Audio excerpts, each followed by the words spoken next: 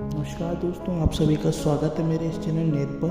Guys, मैं आपको जो बताने जा रहा हूँ वह खबर हमारे उत्तर प्रदेश और दिल्ली दोनों जगह से रिलेटेड है। तो मैं आपको खबर सबसे पहले पढ़कर बताता हूँ। दिल्ली में कई इलाकों में भूकंप के तेज झटके दिखाई दिए। दिल्ली और यूपी दोनों जगह पर भूकंप के काफ़ी तेज झटके दिखाई दिए। दिल्ली एनसीआर के अलावा उत्तर प्रदेश के कई अन्य इलाकों में भी भूकंप के झटके महसूस किए गए। उत्तर प्रदेश की राजधानी लखनऊ में भी भूकंप के तेज झटके महसूस किए गए। राष्ट्रीय राजधानी दिल्ली में मंगलवार को भूकंप के तेज झटके महसूस किए गए। हालांकि इनमें जान माल का कोई नुकसान नहीं हुआ। भूकंप दोपहर 2:30 पर आया था। राष्ट्रीय भूकंप विज्ञान केंद्र एनसीएस ने बताया कि भूकंप का केंद्र नेपाल था।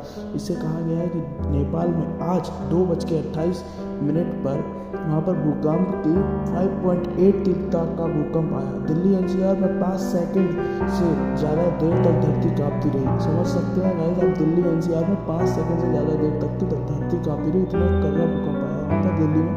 बता दें कि नए साल में दिल्ली में अब तक 3 बार भूकंप के झटके महसूस किए जा चुके हैं।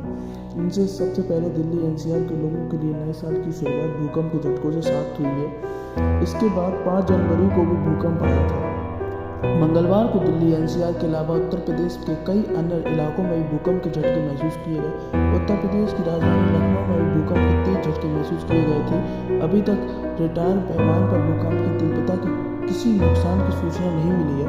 भूकंप के झटके महसूस होते ही लोग समझ गए और घरों से बाहर निकल कर बैठ गए। नोएडा में एक ऊंची इमारत में रहने वाले शांतनु ने कहा, भूकंप के झटकों से दहशत फैल गई। दिल्ली में के रहने वाले अमित पांडे ने कहा कि जरूर ही भूकंप कुछ ज़्यादा ही झटकेदार था, इसलिए मेरे घर की वह अलमारी जबकि उसके घर की अलमारी जब नीचे जब पड़ी तो वह बहुत ज़्यादा घबरा गया भूकंप की वजह से। पहले तो वो कमरे में जाकर लेट गया, लेकिन वह जैसे ही उसके घर की अलमारी गिरी तो वह बाहर चला गया घर से, क्योंकि उसका जो भूकंप था उसके साइड एरिया में बहुत ज़्यादा था।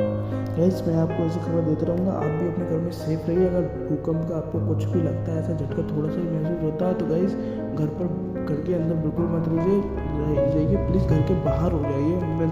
देखो, ऐसी सिचुएशन में हमें थोड़ा दिमाग से काम लेना चाहिए बिल्कुल भी।